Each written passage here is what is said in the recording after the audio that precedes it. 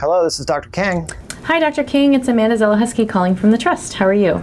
I'm well, Amanda. How are you? I'm doing well, thanks. How can I help today? Well, thank you for returning my call. I'm calling in reference to an intake appointment I had with a mother and her teenage daughter yesterday. It did not end well. And in short, I have a question about my obligation as a mandated child abuse reporter.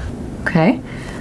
So tell me a little bit, maybe give me some context. Tell me a little bit about what's gone on. Sure. So I have my case file here in case I need to refer back to it, but I just did it yesterday, so I'm pretty familiar with the details.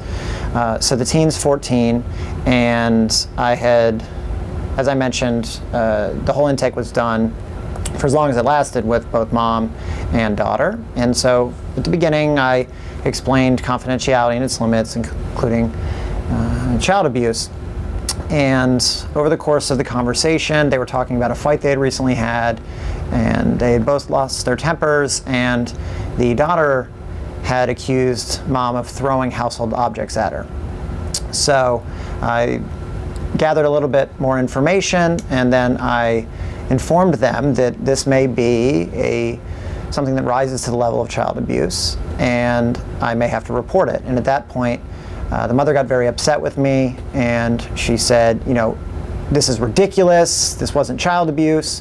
And at that point, pretty much just said, you know what, we're done here, and you know, sort of told her daughter to follow her, and they stormed out of the office, and that was it. Okay.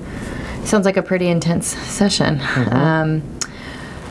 Okay, so tell me a little bit about how you're thinking through that abuse piece, or whether this might be a mandated report. What have you thought through so far?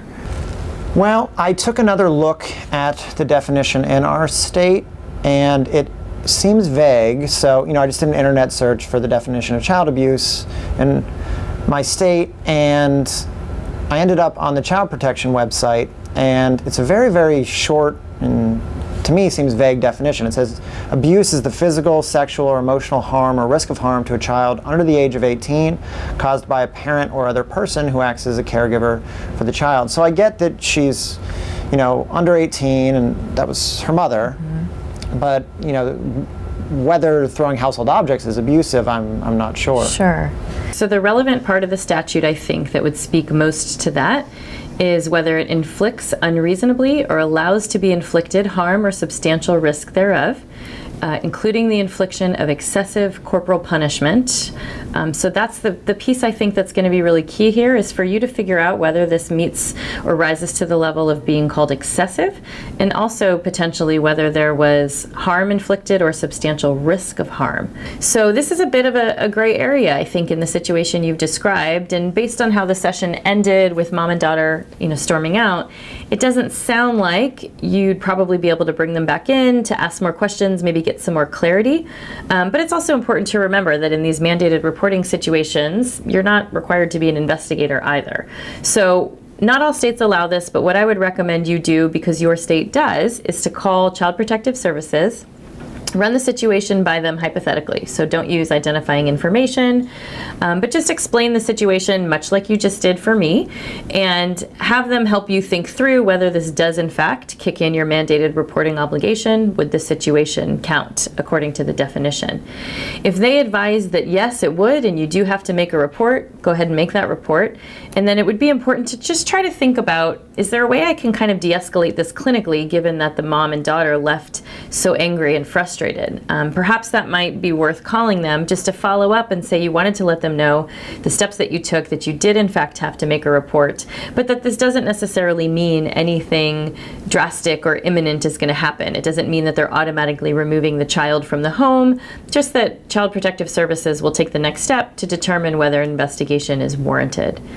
If Child Protective Services tells you that a report is not required, given what you described, then it will be important for you to just document the steps you've taken, including consulting and running the situation by Child Protective Services, that you fulfilled your obligation essentially to investigate whether a mandated report was required.